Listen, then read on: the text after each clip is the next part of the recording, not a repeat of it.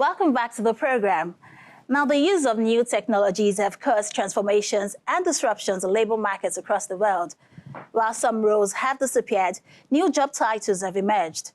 This tech transition is brought about by the fourth industrial revolution, which is changing the workforce and global economies. Let's hear more from Dayo Adesonya. That clearly speaks a lot, going towards the declining share of the pie for the labor side of things, and also possibly widening the inequality gap.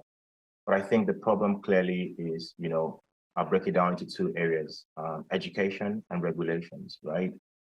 As long as we do not continue to educate people to that standard, then we will continue to have that problem. And also the government needs to get involved to make sure that regulations are in place to kind of like tighten that gap or bridge that gap going forward.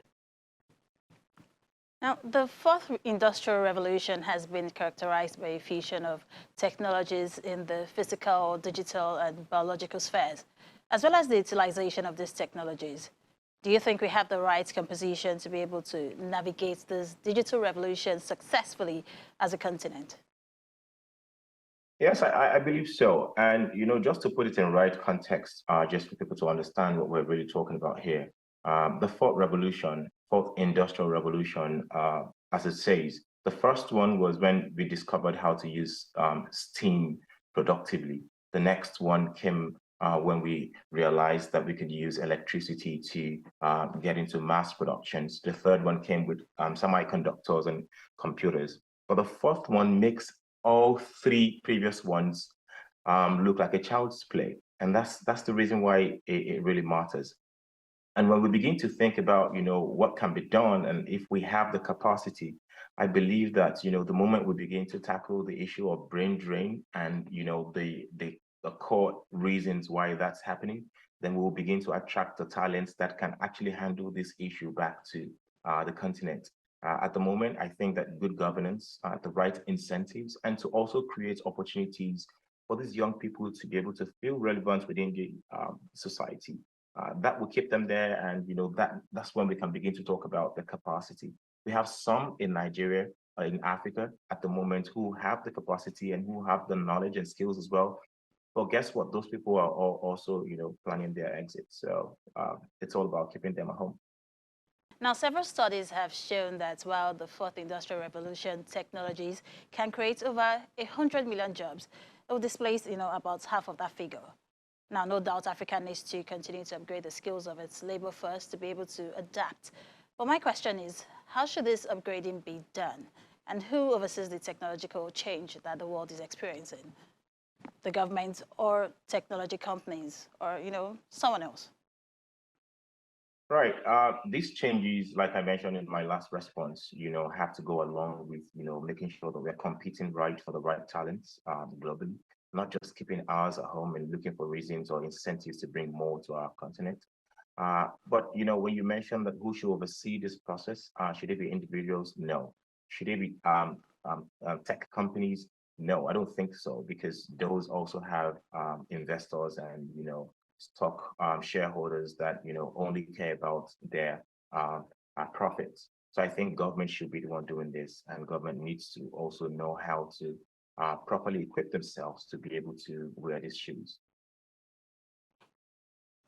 When we talk about digital revolution, Africa still lags behind in several indicators. How can policymakers position their economies to benefit from the fourth industrial revolution while managing the challenges that it presents? How we should tackle this should be, first things first, create an enabling environment for the young people or anyone who has the skill to be a stakeholder in this environment. Also, make sure that Africa and whatever country that we're talking about particularly has the right security framework and has a stable economy to continue to invite investors and talents back to the continent. So I think these basic things should be tied into what the policymakers should be thinking about and how to put Nigeria first or Africa first to make sure that this becomes a reality. And in your view, is the technological transition going to be a force for division or equality for society in the future? Oh, definitely. Definitely. There's no question about that. This automation will continue to widen the gap between the average man and the rich people, and also widen the gaps of inequality generally. That's what I think. So I believe that um, inequality, the gap of inequality will be expanded. I believe as well that um, um, the rich would always know how to cope because they have what it takes to move with the trends, being able to pay for whatever it is. The average man might not have what it takes to go along with the trend to educate himself properly. So the three basic things I think would be the issue here, right? Apart from job losses, some people would continue to lose their rights because of all of this automation in place. Lives will be changed. So yes, I believe that the gap will be increased, and government being in place and putting the right regulations in place will be able to help keep that gap in check. All right. How can these processes be improved so as not to perpetuate gender biases?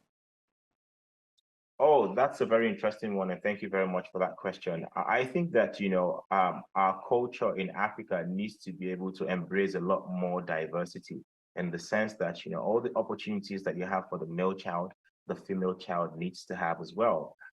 When it comes to gender equality, as long as the female child has the same opportunities as the male child, then I don't think that this gap will be so visible. I also think that incentives should be in place to encourage the girl child to pursue her dreams and continue to make sure that they are competing at par or functioning at par. Let's not look at competition here.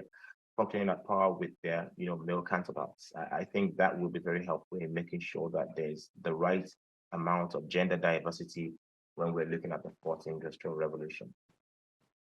Well, I think one thing is clear, and that's that the future workforce will need to match its skill sets to the relentless pace of technology that we have. Thank you so much, Daya, for joining us on the program. All right. Thank you very much. Have a great day.